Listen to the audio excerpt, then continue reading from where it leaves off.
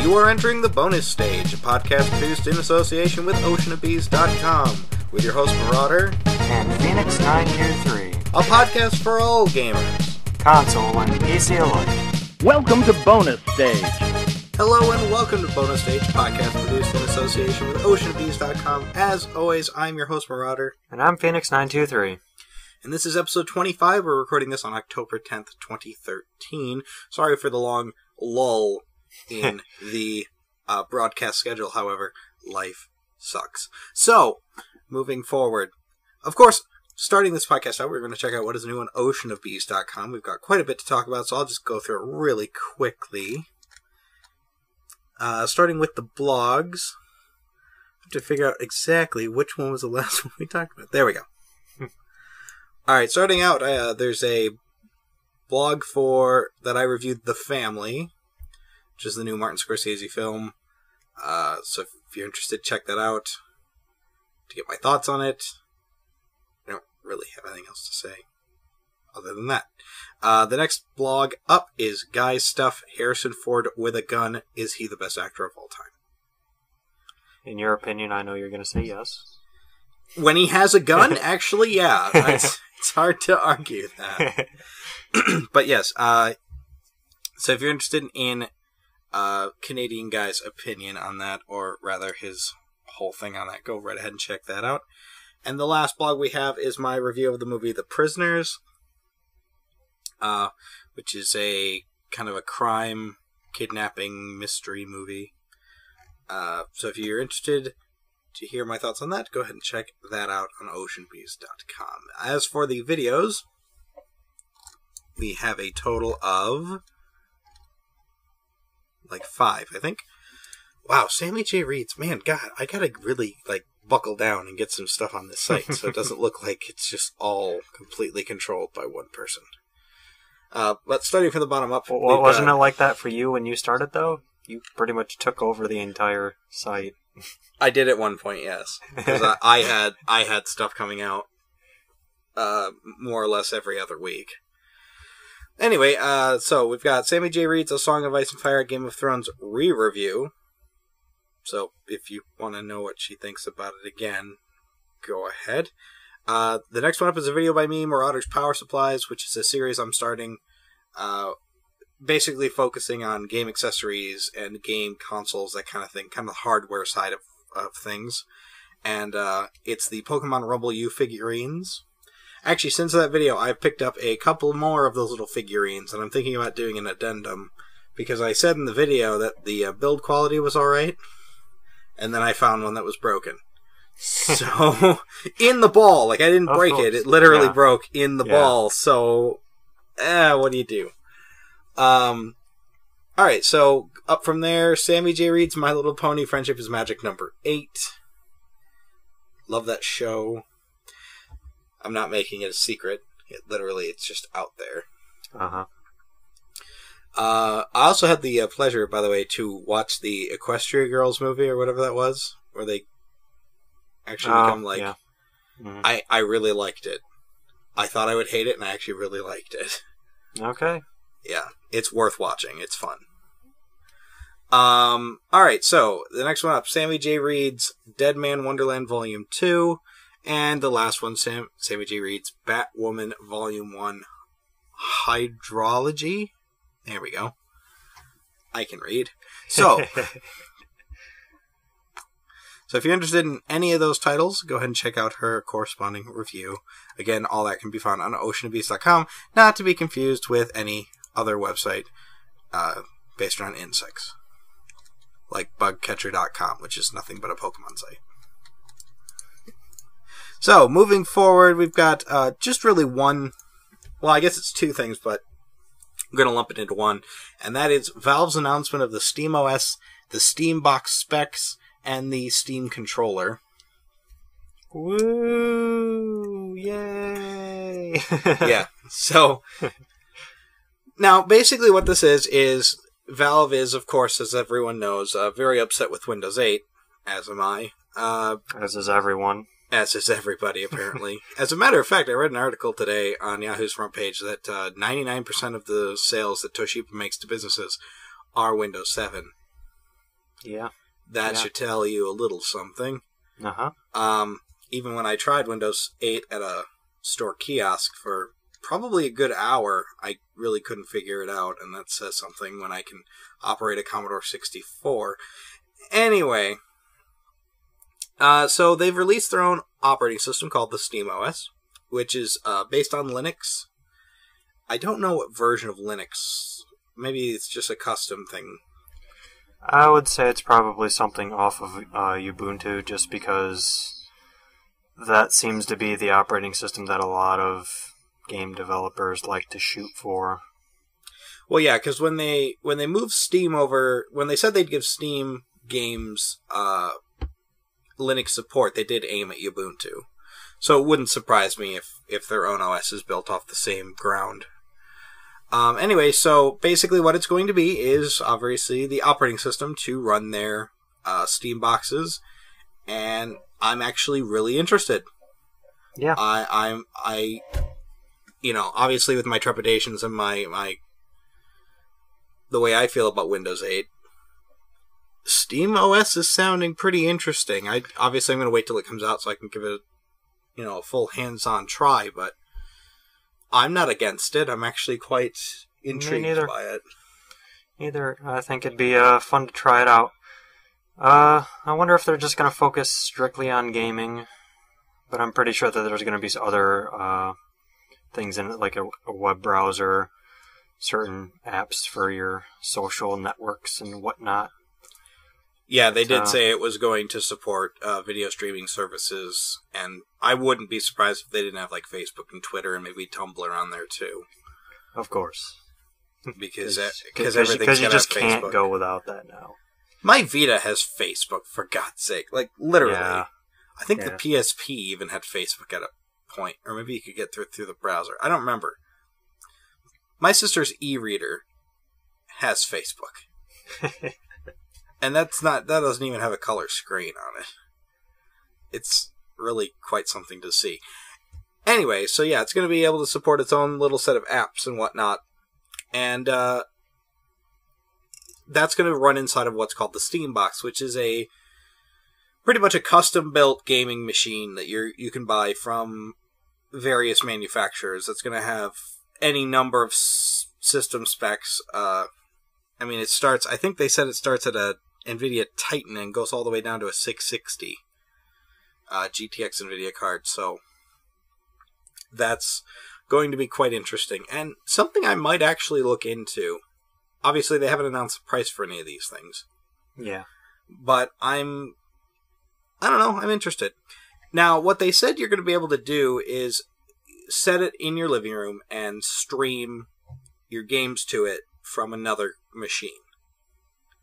So, if you have a Windows machine that runs your games fine, you don't really need the more powerful, I'm assuming, the most powerful of Steam boxes if you're just going to stream content through your own network. Yeah, especially when, your computer is already a beast in itself. You don't really got to spend too much to buy another beast.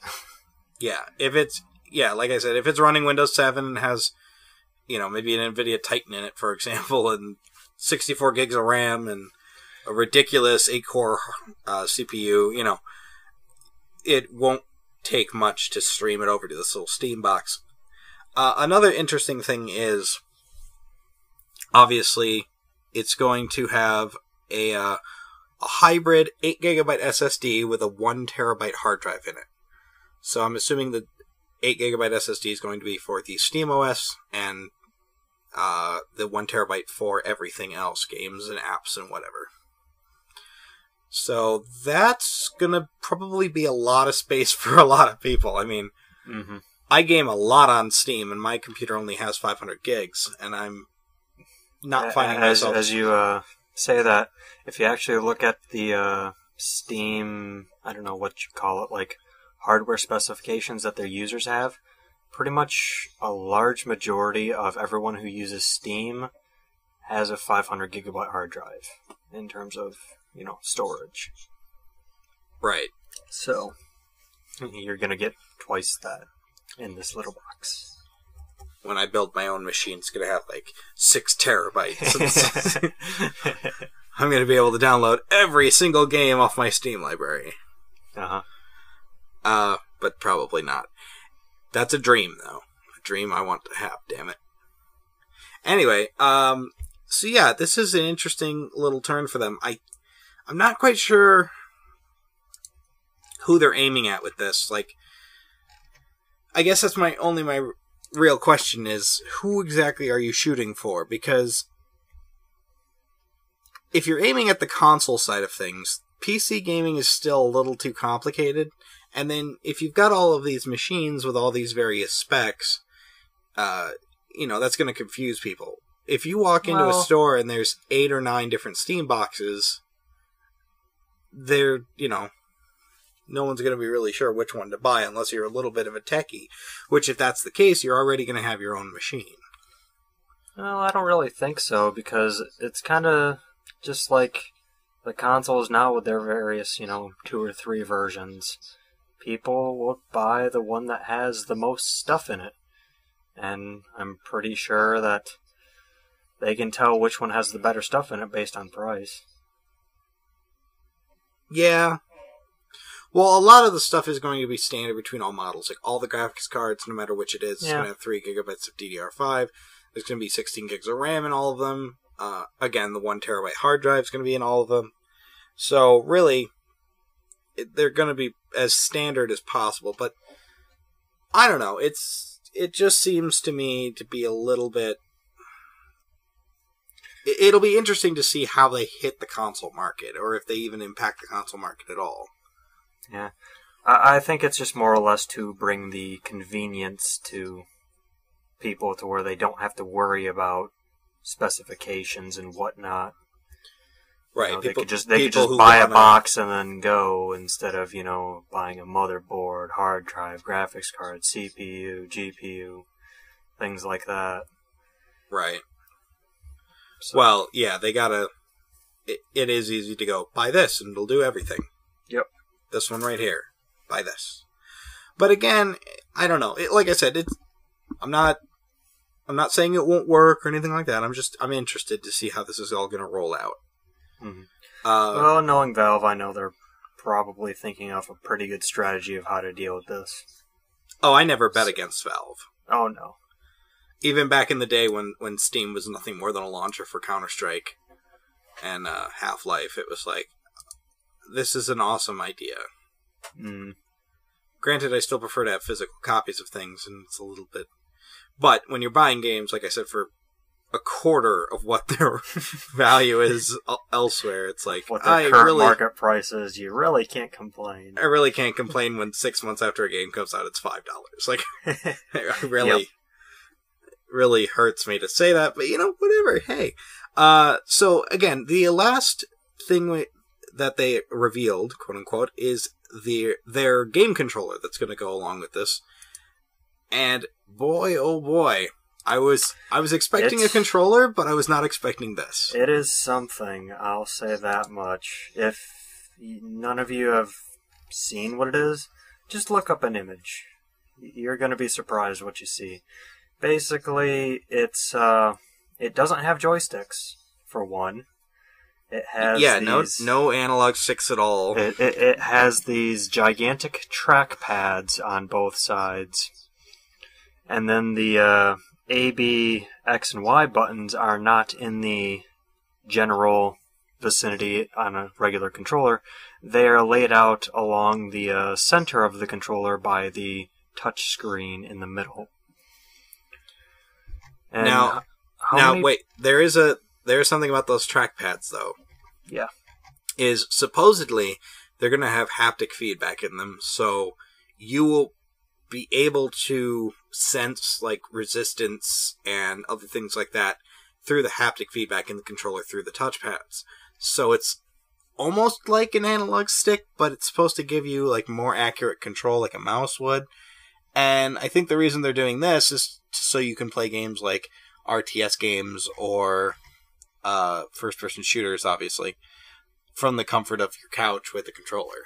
And those trackpads do click in as a button as well. Yeah, they're 2 gigantic buttons. So, but yeah, wow, what a controller! I can't even talk about what the design, because it doesn't remind me of any particular controller right off the bat. Maybe the Sidewinder controller? Maybe? Like the old PC controller that Microsoft put out a long time ago, but the handles are way too big for that. I don't know. I do like some of the little Photoshop jobs I've been seeing online of people with, like, it's the face of an owl.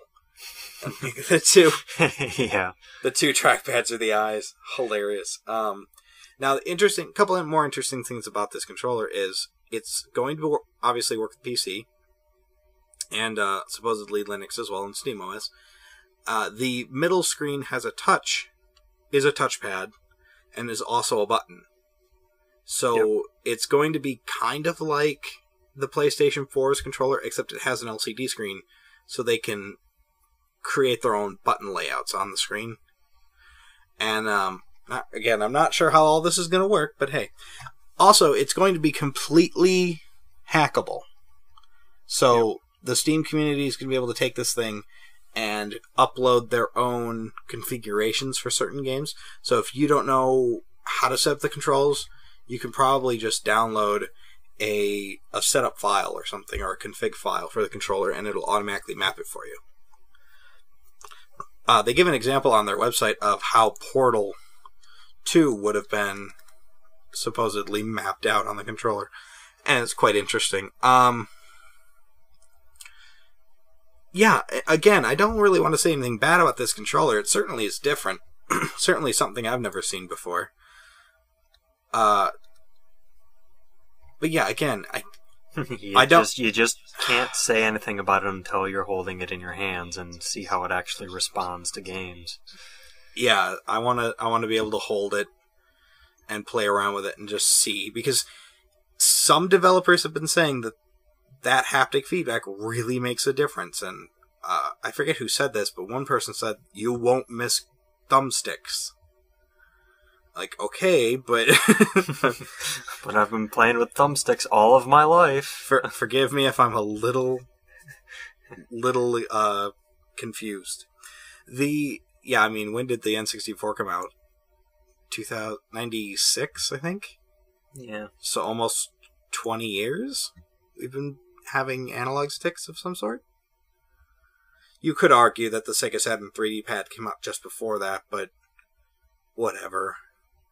It doesn't really matter. Yeah, at least 96, let's assume, so it's been at least almost 20 years now. Yeah. Yeah, I'm excited.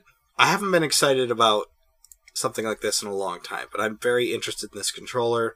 Obviously, you can sign up through Steam for the beta, where they will mail you a beta system and a controller if you're chosen. Yep, they're going to be shipping, I think, 300 of these boxes out, just for people to beta test. And you have until October 25th to sign up, because after that date, then they're just going to lock the list, and then they're just going to start choosing from there. But you basically have to do 5 things, which are simple as heck. Join the Steam Universe community, agree to the hardware beta terms and conditions, have at least 10 friends, create a public Steam community profile, which it just does that automatically. I mean, who doesn't have that? So that's already good. And you have to at least play one game using a gamepad in big picture mode. And that's it. That took me a while because big picture mode kept crashing for me. But whatever. So just do those if you want to have a chance to try out this new thing that Valve is cooking up. And you have until the 25th of October. So... yeah, so if you're interested in throwing your hat in the ring, supposedly, feel free. Again, there's probably tens of millions of people already in the running, but... I just say probably everyone on Steam. But yeah, I wouldn't doubt it. Not in the slightest. So yeah, Valve is a company that, I have a lot of respect for. Stuff they do that doesn't make any sense tends to work out in the end. So you will be one of 730,000 people currently in the Steam Universe group. So what you're saying is I have a shot. Yeah. All right. That's all. All right. As slim as it is. But yeah, again, all this is very interesting, but I'm going to reserve judgment until the actual units are out and I can actually either play with it myself or at least see some reviews and some people messing with it before I make any decisions on it. But interesting nonetheless, and we'll see what happens with Microsoft Windows 8 if they... with 8.1, if they do anything that fixes it. I highly doubt it, but let's hope Bill Gates gets back soon, because he wants to. Yeah, Bill Gates is supposedly vying to become the CEO again. I would love that. Just get a guy in there who understands the company's history and understands their own customer base, because that's a whole other thing. But you're selling a desktop. That's what you're selling. You're selling an operating system that works with a mouse and keyboard, and you're trying to get it to work with a touchscreen. And and you're just alienating both parties, trying to do a one-size-fits-all solution, when what you should be doing is giving people a choice of how they want their machines to work. That's what's forcing Valve to do this, is they saw Windows 8 and they are just confused and very upset by it, so they're going to try their own operating system, they're going to try their own machines, and we'll see how this all works out in the end.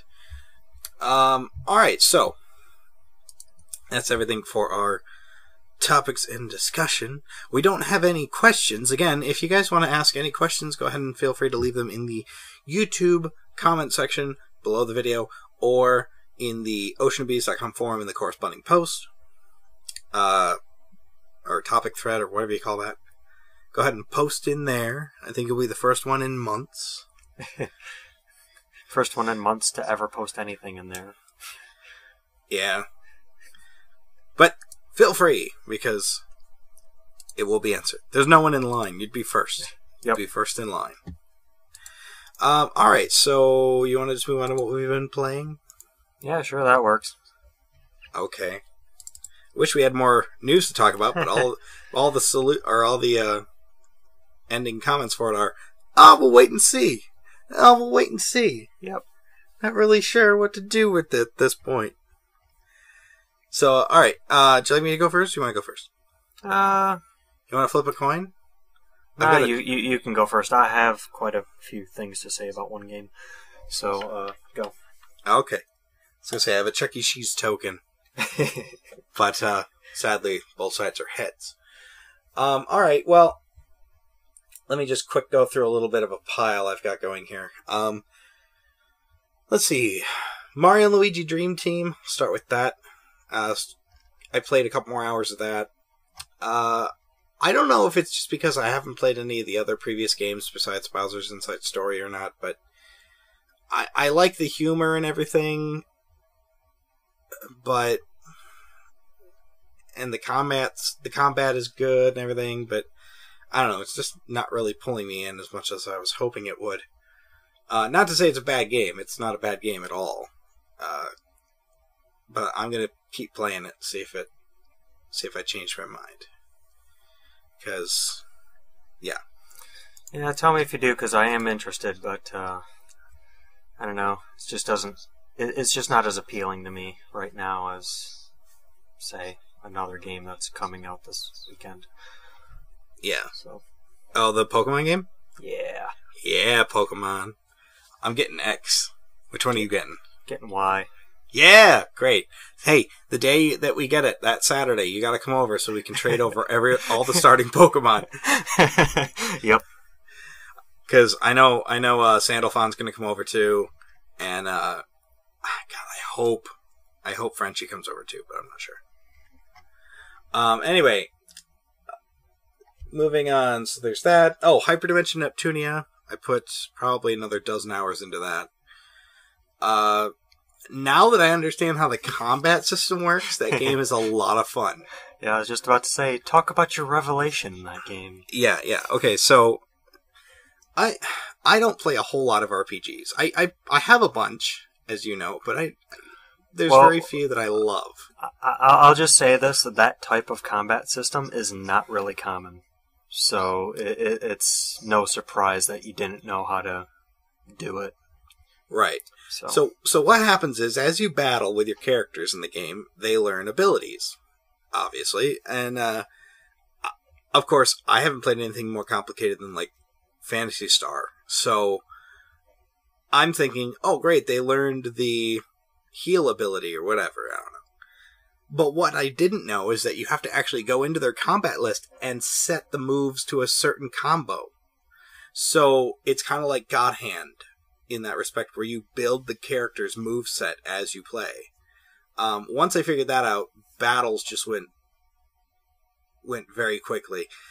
The other thing that I didn't realize is they actually, like status effects, low health, poison, all that kind of thing, they will actually heal themselves a given set amount of time based on how often they use the move, but you have to give them a certain percentage in a meter.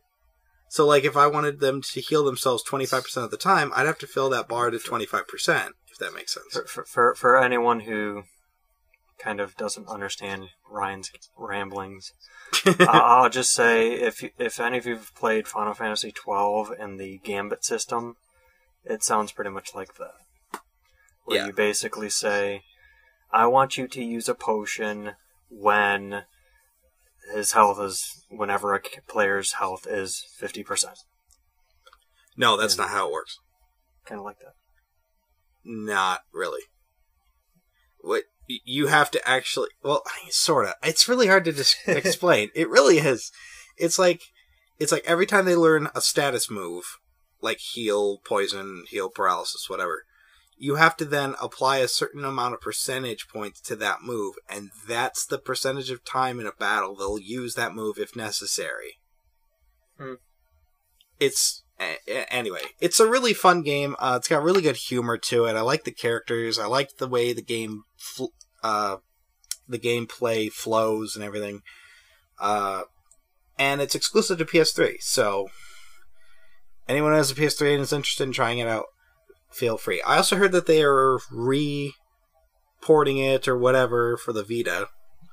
Did you say reporting the first and second one? Yes, it's going to be in a combo pack with the first and second one, from what I've read. It has not been announced for the United States yet, or the West yet, whatever. It's only in Japan. But, here's hoping it'll come over, because these are pretty fun games. Granted, they're not for the RPG novice, obviously, as I found out, because, man, first couple hours with that game is a trudge through a swamp. It really is. But once you get things going, it's actually a lot of fun. I think they probably will, just because, they kind of need games over here to push units. Yeah, they do. I forget the company that's taking it on, because it's not NIS America. It's, I forget. But Sega's actually publishing it, from what I heard. So that'll be nice. Granted, Sega did work on the Hyperdimension games as well, but they didn't publish them in North America. I think NIS America did. So, alright, so moving on. The next game is Killzone 3. I put probably another 6 hours into that, and I'm not even through the single player yet. So this game is long. Or it could be that I'm just dying a lot. I don't know. But yeah, what a jump from Killzone 2. Killzone 3 is incredible. It's like night and day. I can't even believe I played Killzone 2. Not that it's a bad game, but in comparison, they fixed so many little nagging issues from Killzone 2 and 3 that I'm very, very, very happy. Good. Overall, it's, shoot guys, move forward, shoot guys, whatever. But, I don't know, it's fun. If I just feel like shooting some people, it's actually fun. I played a little bit more of Lollipop Chainsaw, which anybody who knows that game's a little bit out there. I don't know. You play as a zombie killing cheerleader. And for some reason, it might just be because I haven't played it in a long time, but I couldn't figure out how to block. So I just got really frustrated and stopped playing. And through instead, I decided to play Mind Jack. Because that had been sitting on my shelf forever. I haven't had any real problems with Mind Jack outside of the really stupid AI. The difficulty curve for this is just ridiculous. Okay, like it's a third-person shooter where you have the ability to basically possess anybody you want, and shoot. I don't know what the story is. I wasn't even paying attention, but you just shoot a bunch of people. So, but here's the thing. You have a character that you are. I forget the character's name, but there's a guy who you're the central character. And you can jump from body to body, but you have to make sure his body is still protected. Which is really hard to do, because the enemy artificial intelligence will come at that character from all sides all the time. So switching characters rarely does any good. If that makes sense. Like, it's better to just stay in your body and try to survive than try to hide him somewhere. So completely ignore the main mechanic of the game. Got it. Yeah, essentially. But the one thing I do like is he has the ability to mind slave other people. So when just before they die, like when they're severely injured and they're like down on all fours or whatever, you can actually send a little ball of energy at them or something, and then they become part of your squad. So at certain points of the game, as I was playing, I had like 8 or 9 guys with me. And so that was actually kind of fun. I stopped playing right after, and if anyone's ever played this, right after you fight the helicopter on the roof of the building. Mainly because that part is just broken. Essentially, you have to get a rocket launcher off a guy to shoot down the helicopter.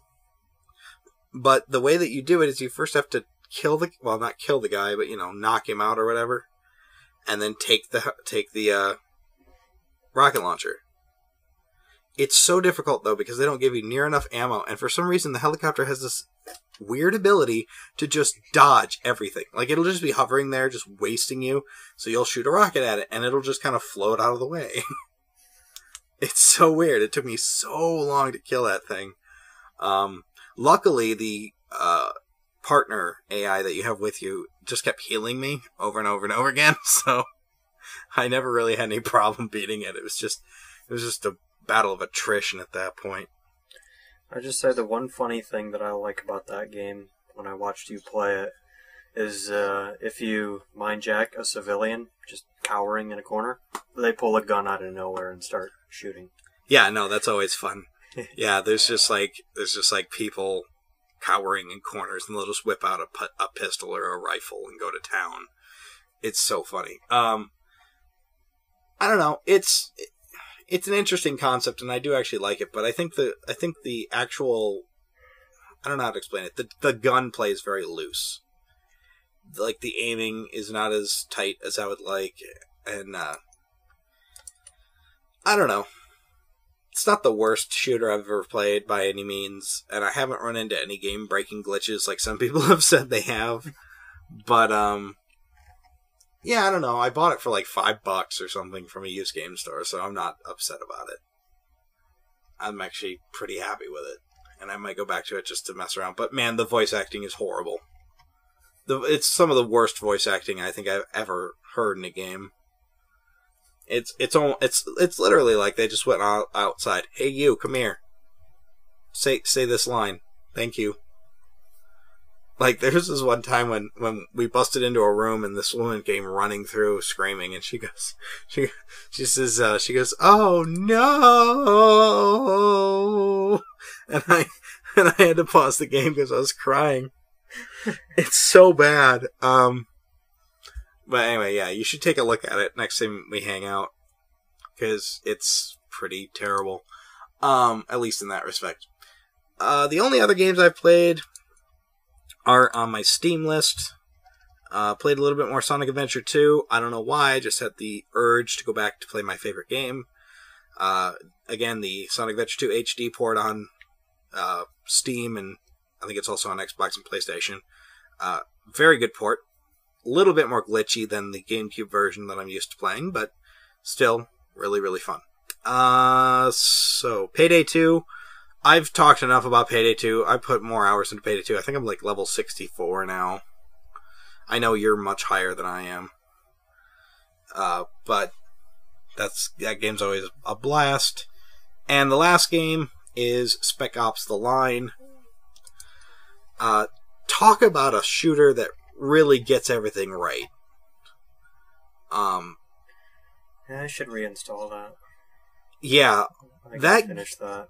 I got like 4 hours in, 5 hours in, somewhere around there.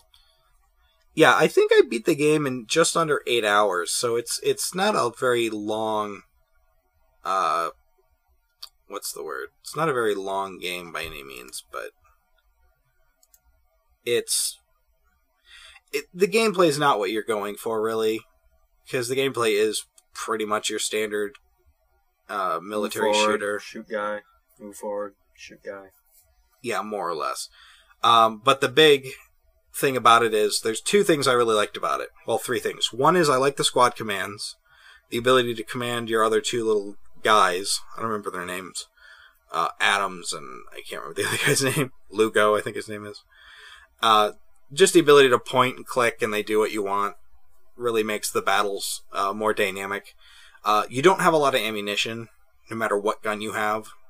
You're constantly scrounging for ammo, which I really like because it puts you in some interesting situations where, like, I had to fight a heavily armored guy with a machine gun, with a shotgun and a pistol, and the shotgun sucked, at anything but super close range, which you didn't want to be with this guy. Mm-hmm. So interesting. And the last bit is the story is one of the best ever. The ending to that game was incredible. And I won't tell you since you haven't beaten it yet. But when they reveal what's actually going on in that game, I was floored. Mm. It went from being a very good game to being an amazing game just from that ending. Well, guess I should make that a priority then. Yeah, the last hour and a half of that game is incredible. And I don't say that lightly. It's honestly one of my favorite games of all time. Just because I know it sounds stupid. Okay. Just because of the ending. Now let me go to my Steam list here real quick. 8 hours. Yeah, you've played 8 hours. That includes the multiplayer that we played though a little bit of. So I'd say the single player is around 6 to 7 hours, if I had to guess. Alright. Not too long of a game, but you really get... It's really well done. I don't know how else to say it. It's really well done, and the ending is incredible. And just all the little... I'll just say, the last hour was insane. Alright. So, I very, very much enjoyed that. I did have to force myself to get through the last little bit, though, because, my god, it's difficult. I think I told you this, but there's points in that game where you have to know where they're coming from. Mm-hmm. But still, I don't have any complaints about that game. It's incredible. So, I think that's everything. I really haven't played much else. So, yeah, I think I'll call it there. I'm sure there's a couple other things, but those are the ones I put a lot of time into. Alright, well, I guess I'll just kind of quickly go through my list as well, except for the last one, because, well, I think it'll be a little controversial, guessing on how much people like it, and I kind of don't. So, let's just move down. You didn't buy Grand Theft Auto 5, did you? Nah, no. Hell no. I can't tell you the amount of people that I either work with or people that know me that are like, did you get Grand Theft Auto 5 yet?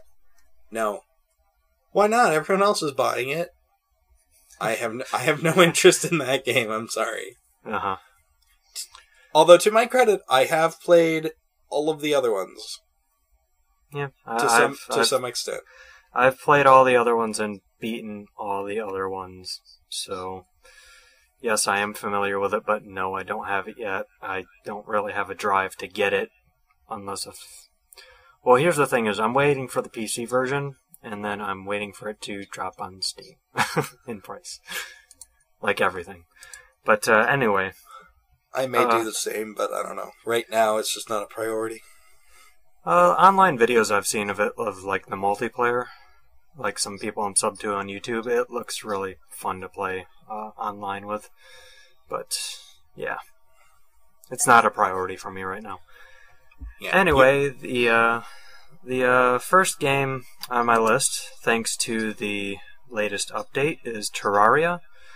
Basically, this game has been kind of dead in the water in terms of support for, I think, almost a year. Yeah, about almost a year.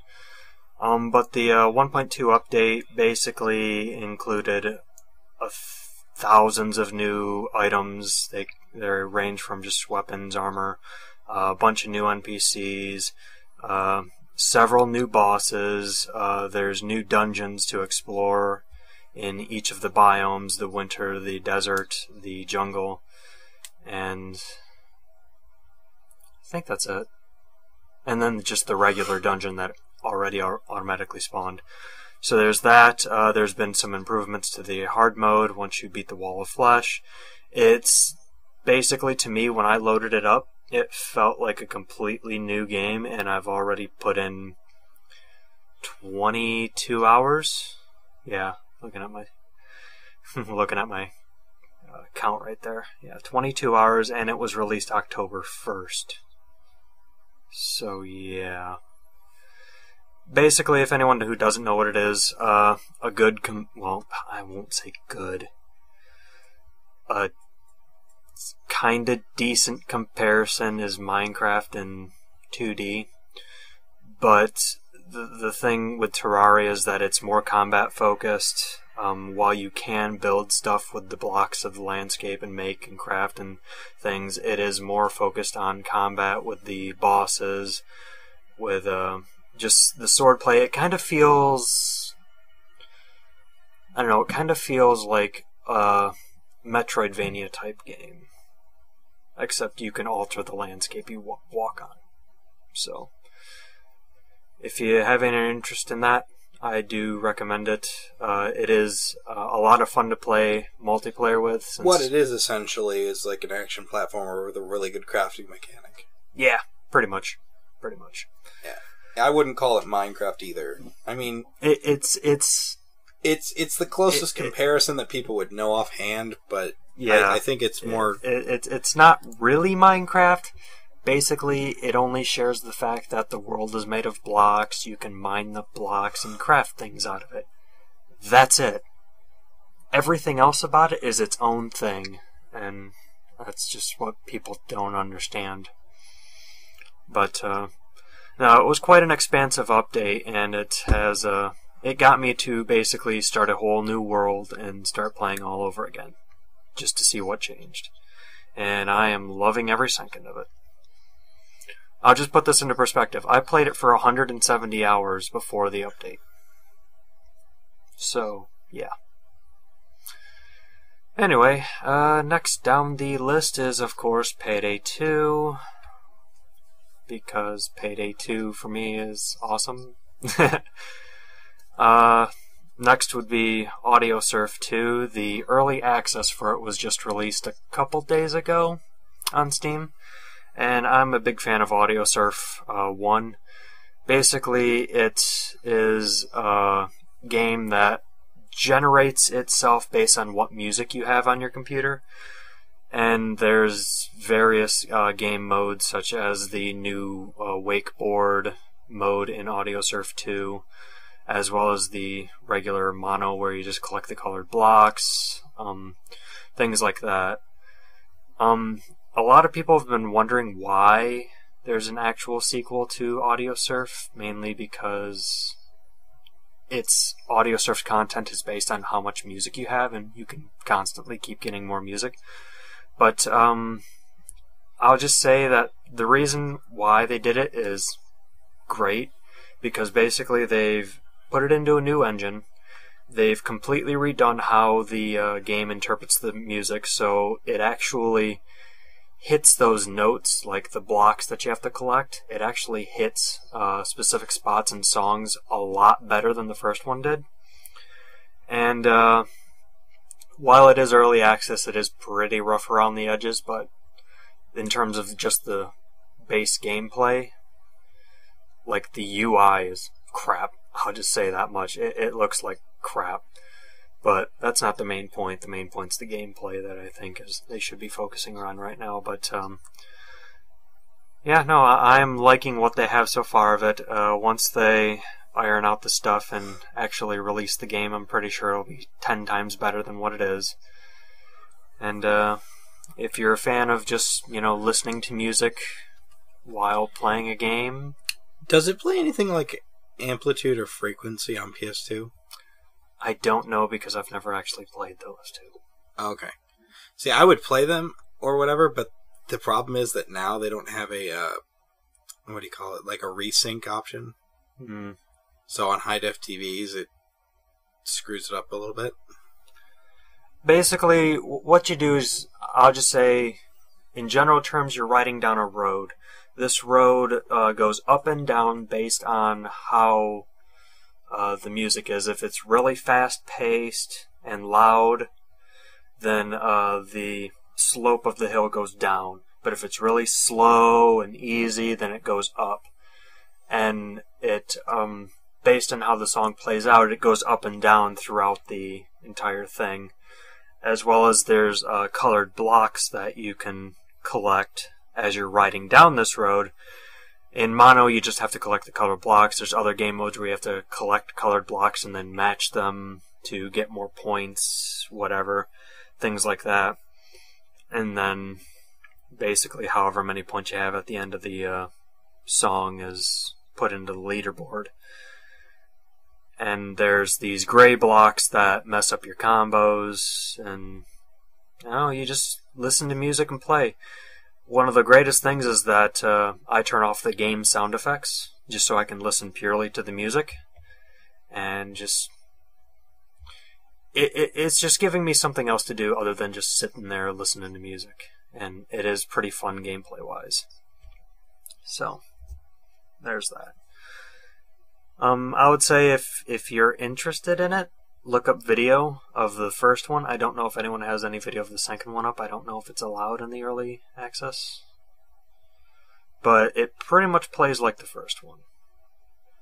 It's just in a whole new engine and completely revamped gameplay.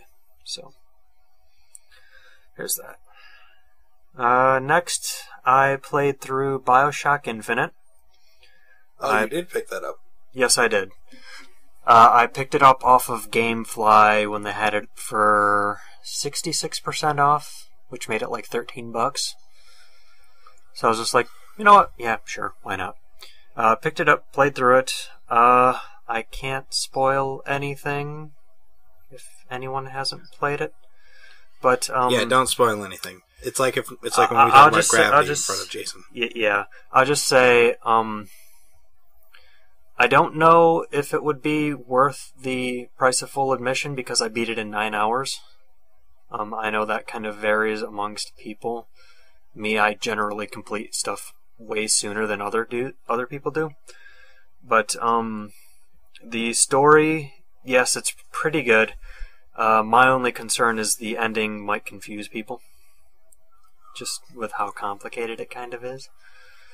But the ending itself is still pretty amazing, and I do think that it is worth, I would at least say $30 if you want to say, go on my kind of max scale in terms of money.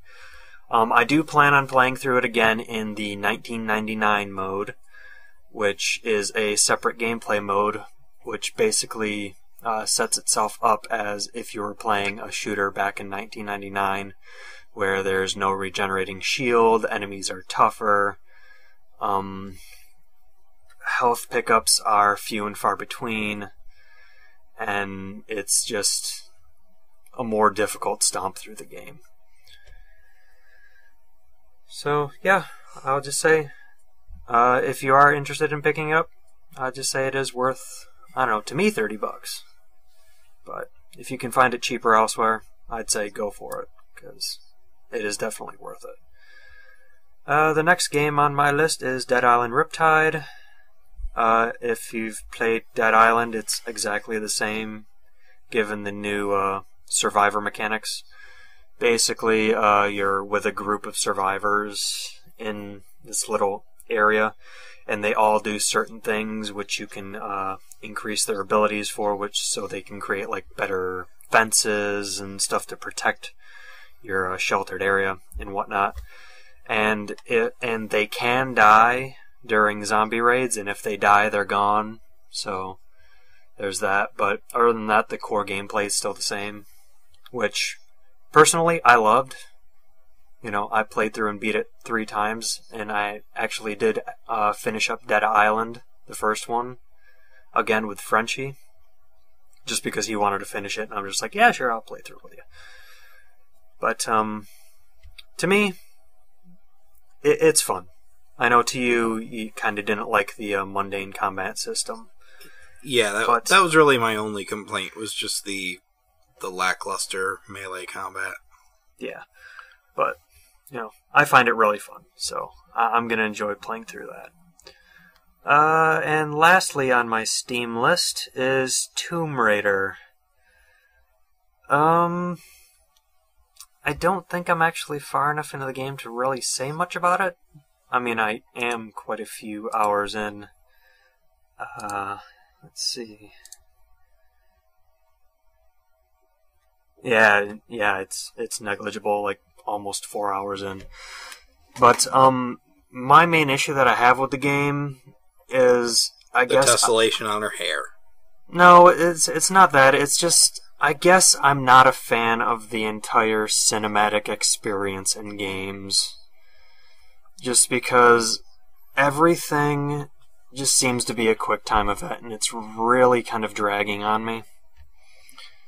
Like, all the little special cinematic sequences, you have to, you know, button press to not die through them. And it's just kind of... It kind of bores me, to be honest. It's actually why I stopped playing for this bit. The combat itself between enemies is pretty good. I do like the stealth bits where you can either take him out with an arrow and make sure no one else has seen him go down or find the body. You know, I do like that, but it's just the QuickTime events really drag down on me. Not as bad as Ninja Blade, that the game. Oh God. But it's still pretty bad with QuickTime events. But I will play through it. Just I gotta work up to do that again. See, I'm interested in that game, but I don't know. I'm gonna wait till it's like stupid cheap. Yeah, I picked it up when it was $12, I think. Yeah, see, I want it to be at least, you know, 10. So, but story-wise, I do like it so far. It's interesting to see what's as a prequel, like her beginnings, I guess. I guess so. I'm not really sure. And I don't know. I think it's a whole like retelling. Yeah. Like the reboot. Like a complete reboot. Yeah. But yeah. No, it's decent. I would say pick it up at sale price. Don't pick it up for the $50 it is. Yeah, no. It's okay. And lastly, and as I'll say, my most controversial issue, what I've been playing a lot on my 3DS, just to try to get some gameplay out of the money I spent on it, is Animal Crossing New Leaf. Now, I have had an issue with Animal Crossing since... Animal Crossing? No, I loved the one on GameCube. I loved the one on DS. But once it hit City Folk, that was when I started noticing an issue. Was my main issue with the game is that, of course, everything is driven with bells. If you want a bigger house, you got to pay more money and whatnot. That the only way to make a decent amount of bells in the game is to fish, catch bugs, and sell fossils. That's like the only quickest way to make bells, and it gets really, really boring when you're just sitting there fishing for like 45 minutes trying to make enough bells for something, for the next upgrade for your house or whatnot. And it's just kind of dragging on me. Like, what if they had microtransactions where you could spend money on terrible. bells? That would be terrible. But the only reason why I bought it was because I talked to a friend at school, because I was already, leery about buying it.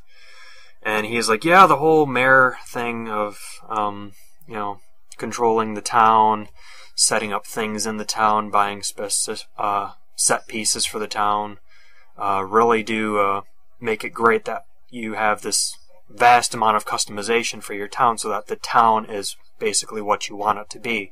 So I'm like, okay, that does sound better, but what about earning bells? And he's like, yeah, there's tons of ways to earn bells, and he kind of listed off a few. And I did run into those, and they're meager compared to fishing and bug catching. But, so then I played it, and basically I'll just say I got pretty bored of it after 2 weeks. And this is after playing it like an hour a day. My main issue with the game, apart from the bells and stuff, is that I do know that this was in the games, was that everything in terms of doing anything takes days to do, and these are real world days, not game days. If you have to wait for something to happen in a day, you have to wait till the next day for it to happen. And I'll admit I am used to this because, of course, I played the first one on GameCube and the one on DS. So I knew whenever you would upgrade your house, it would take another day. But whenever you build something in the town, whatever you customize it with, like a clock or a fountain or whatever, it takes a day. When I started the game, I wanted to get into the mayor stuff right away. Guess what?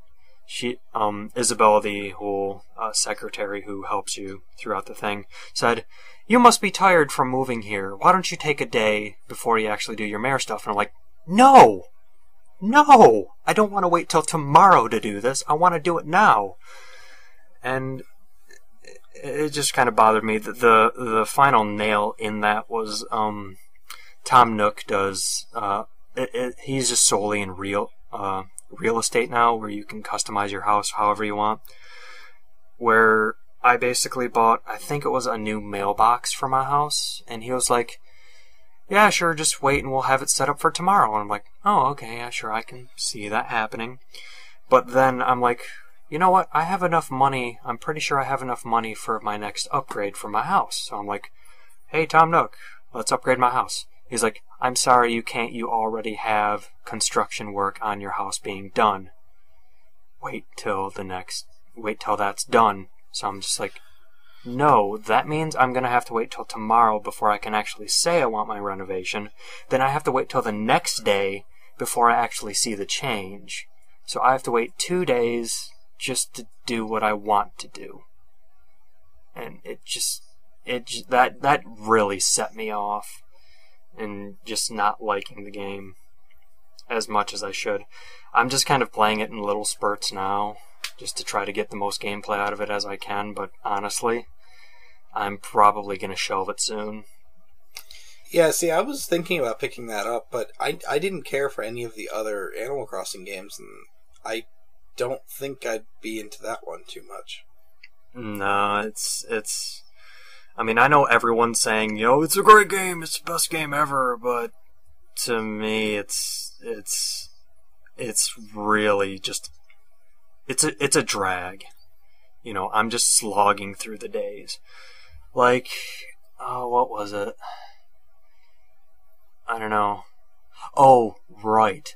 Before I could actually start customizing my town with, fountains and whatever, I had to get... First off, I had to get everyone's approval. Just basically talk to people, get them to like me around town. But then after my approval rating was up, then Isabel had to send in the paperwork, quote unquote, to get me approved to actually start customizing the town. And she said it can take a few days to do that. It took 3 days. I don't see why they feel the need to lock off, what they're mainly advertising about in the game is the whole town customization. And the fact that everything takes real world days, it just really bogs down on me. Just to do anything customizable, I haven't even felt the need to get any more bells to do anything in the game just because I don't want to. It's just completely boring to me now. So, like I said, I'm just trying to play it just to get the most out of my money as I can before I just shelve it. But, yeah, there. I can't remember the game. Oh, Enslaved Odyssey to the West was like that for me.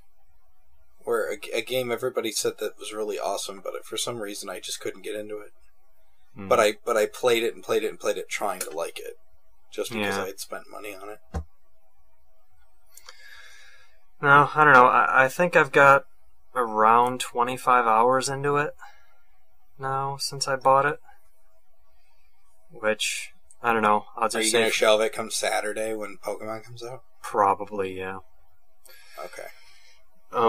But, I'll just say that's quite a bit of time to put into it, especially putting $35 into it when most $60 games can't even give you 5 hours of gameplay now for the campaign. So, yeah. There's my thoughts on it. Raise your pitchforks and torches if necessary, but I don't really like it at all. What was the game that, I can't remember. There was like a super popular game and I never ended up liking it. Even though everybody... Oh! Halo 3. Mm-hmm. Everybody loved that game and I hated that game. So I totally get your feeling. You gotta talk... I remember talking to anybody about that game around the time when it was out and they're like, oh man, it's so awesome. You get to like talk to Cortana and she tells you shit. It's like, I just don't care. Like... Yep. And then there's all these sequels. Like, why? So yeah, I hate that. I hate when you get all excited for some game and it doesn't. Well, like I said, I was just kind of about it until I talked with someone. I was just like, yeah, sure, why not? It sounds to be as much of a difference to justify it, and it really wasn't. So, whatever. Well, that's good, because I was going to avoid it, and I almost picked it up because people had been saying so many positive things about it. The thing is I have not tried online with it. I at least want to try that. Because I do know that it does work over Wi-Fi. You can just play with anyone over the internet, as long as they have your friend codes. But I don't really know what you would do with them. Other than, run around town. Maybe go to the island to play the various mini games on the island with 4 people. But other than that, something I might want to at least try. But I don't know really anyone who would, give the time to do that. Because, like I said, the only person I know who has it that is at school, and we're basically busy working on class that time. So, right. Well, of course. But then again, there's always the I always love it when the game is you're not expecting too much from it. It just blows your mind. Oh yeah. So, the other side of the coin, games like Yakuza. Yeah. Love Yakuza so much. There's actually, Sega's actually talking about an HD remake for Yakuza 1 and 2 to go to the Vita.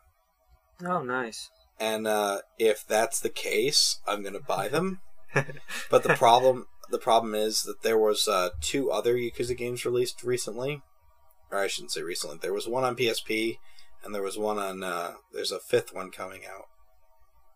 or Yakuza 5, and they have no plans to bring those over here. Oh, that's a shame. I know, I'm really disappointed, because I bought all of them on PS3. And these new, the latest releases aren't coming over here. The PSP one I can understand at this point, because, I mean, why would you bother? Yeah. I guess you might release it digitally through the PSN for the PS Vita, but really, what's the big deal at this point? Mm-hmm. But 5 is like, really? No 5? They did that too with Valkyrie Chronicles. Because they released the first one on PS3, second one on PSP, and then there was a third PSP one they never brought over here. Oh. Yet their characters are in Namco X Capcom. Yeah. Or whatever, Project Cross Zone. Yep. So, yeah, that's like, what? I don't know who these people are. Oh, they're from they're from a game that isn't over here. Yeah, the one that you never played. That was kind of a shame when I heard that they butchered the soundtrack just to not include the soundtracks from the games that weren't released over here. Oh, did they do that? Mm-hmm. Yeah, the original soundtrack had 45 tracks, and we only get 21. That's disappointing. Mm-hmm. I mean, even if we don't know who they are, they should at least still keep the originality of the character with the soundtrack and everything going on. Yeah. I don't know. I haven't put much time into that game, so I can't really say one way or the other. Yeah. I guess that's it. All right. Is that it? One last thing I want to mention. Hatsune Miku Project Diva F is coming over on PS3 and it's out. I should get it. Yeah. I don't know if a lot of you know about the Shantae games, but the Kickstarter for the next Shantae game after the 3DS one that's going to be out, I don't know when. I'll have to check again. But it's going to be on PC. The Kickstarter for that ended, but the way forward is still keeping PayPal open to anyone who still wants to get the Kickstarter bonuses, as well as that money still goes towards the unmet stretch goals. So if you've played Shantae, loved the Shantae games, look into it. If you're unfamiliar with Shantae, basically it's an action platformer and was actually considered as one of the best games, the original, as one of the best games on the Game Boy Color. So good luck finding a copy. Too. Well, you can put $10,000 and get a factory sealed Game Boy Color copy, as well as going to a rap party with them. I would if I could, man. I would if I could.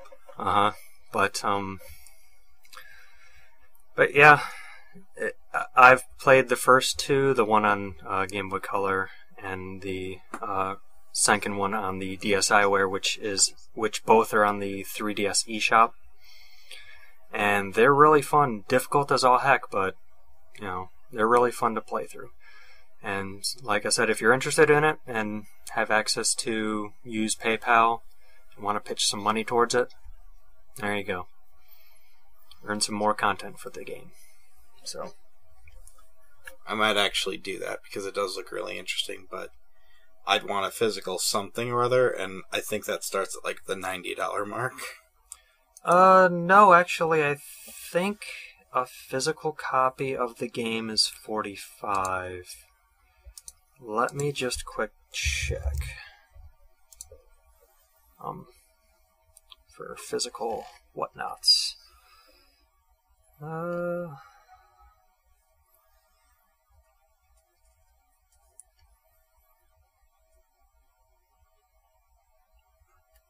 Actually, yeah, I was wrong. It's it's 75. Come on, I can take it. It's $75 for the physical music CD, and yeah, stuff like that. I don't know. I put towards 25 just for the soundtrack and the game. See, now all these Kickstarters are really starting to annoy me. Yeah, I know. Like, I can see what you're coming from. I only look into ones that I'm interested in. Like, what is it, Mighty Number 9?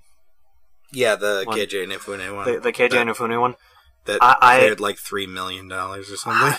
I could not bring myself to put any money towards it, basically, because all they have is concepts right now. No gameplay, no anything. So it was really hard to sell me into, actually putting money towards it.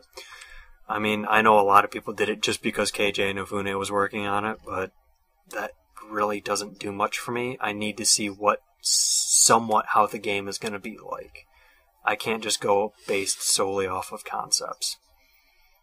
And ideas. I'm excited because I love Mega Man. Oh yeah, I'm excited too. It's just I couldn't put any money towards it because of that. I just couldn't, because by the time you get up to the stuff that I really wanted, it was going to be really expensive. Yeah. It also doesn't help I'm going to Youmacon at the end of the month. So I'm saving up a lot of money for that. And it's like, I could put money towards that, but I don't really want to, because it would take away from my Youmacon fund. Mm-hmm. I mean, I've backed a couple of Kickstarters before. Like, I did the Rift Tracks Kickstarter, and I did the Pure Solar one. Yeah, the Pure Solar Kickstarter. And I'm still waiting. Here's the thing. I'm still waiting for the Pure Solar stuff to come out, but they didn't say till December, but that's fine. But the Rift Tracks one was just a complete mess, because the stuff that they promised they couldn't get, so then they started offering, like, oh, well, we'll give everybody who pledged X amount a $5 online gift card or whatever. And yeah, weren't they originally going for the Twilight? Yeah, like they were going to try to get movie? Twilight, and then they ended up getting Starship Troopers, which was okay. And then we were supposed to get a download of the actual show, but they couldn't do that, so then we ended up getting just a re-recorded audio track. So I don't know, it's just like, by the time I got what they said they would give me, by the time all was said and done, it was far less than what you expected. Yeah. Granted, but to be fair, they did say in the Kickstarter that they were hoping to get Twilight, and if not, they had a whole line of other movies they could try to get. And they weren't sure how the download of the show would go and all this other stuff. So, It's not like they didn't warn everyone ahead of time. I'm not saying that. I'm just saying it was a little bit disappointing when I did finally get everything. Yeah. That it was like, oh, I spent, $40 on, okay, well. Kind of the same thing with Pure Solar, but at least Pure Solar I have the Genesis game to play and the soundtrack to listen to in the meantime. So it's like I have something, and it's just an HD upconvert that I'm waiting for. Yep. So that's good. And according to their last Kickstarter update, they're actually making really good progress on it, so we'll see. Oh, but I am still waiting for the strategy guide, because I ordered the strategy guide too, and just to complete my trifecta, and that has not even shipped yet. I don't even know what's going on with that. But, whatever. Anyway, Kickstarter's great and all, but just, there's too many. There's too many that I'm interested in, and they want a lot of money for things, and yeah, I'm generally good with just getting the base game. Yeah, see, I need something physical. If I really like, the company, then I'll throw a little bit more towards it, like I did with Shantae. But I'm pretty much set in just getting the base game. Yeah, like I know you backed the Pure Solar Kickstarter too, but you only did it for the digital copy. Mm-hmm. I was originally going for the OST as well, but that was like $45, and then I'm just sitting here like, if I want the music, I could just ask you because you have the CDs, Yeah. So why? And then I just bumped it back down to just the base game. Yeah, like I said, I backed it to get the physical PC copy, and I didn't bother with the OST because I have it. So yep. Why bother? Yep. And then some of the other stuff that they were giving away, which was really interesting, just was costing a little too much. Anyway, I think Kickstarter is great and all, but I'm just getting really tired of seeing all these projects that I want to back and just not having the time or the funds to sit and pledge everything. Oh, but speaking of Kickstarters that are interesting, well, this will be the end, I promise. Was it Treasure Planet? Freedom Planet. Freedom Planet was a game that was kickstarted, and they have the demo up on their website. So I'm sure if you Google Freedom Planet, you'll find it. It's a game demo that plays very similarly to like a Mega Man crossed with Sonic, crossed with Gunster Heroes, and it's got really great 16-bit art, really great sound and music. It plays very, very similarly to Sonic the Hedgehog, which I don't find is a bad thing. And the demo that they released, which you can download for free on your PC and play around, is actually really fun. And I think it's also coming to Steam. Yep. So, even though the Kickstarter's done, keep an eye out on that one, because I am going to pick that up when that pops up, based solely on the demo being as awesome as it is. But, so there's a little bit for that. Alright, well, I guess that'll wrap this episode up. So, I hope you guys had a good time listening. Again, if you guys want to ask any questions, leave them in the comment section below or in the oceanofbees.com forum in the corresponding post.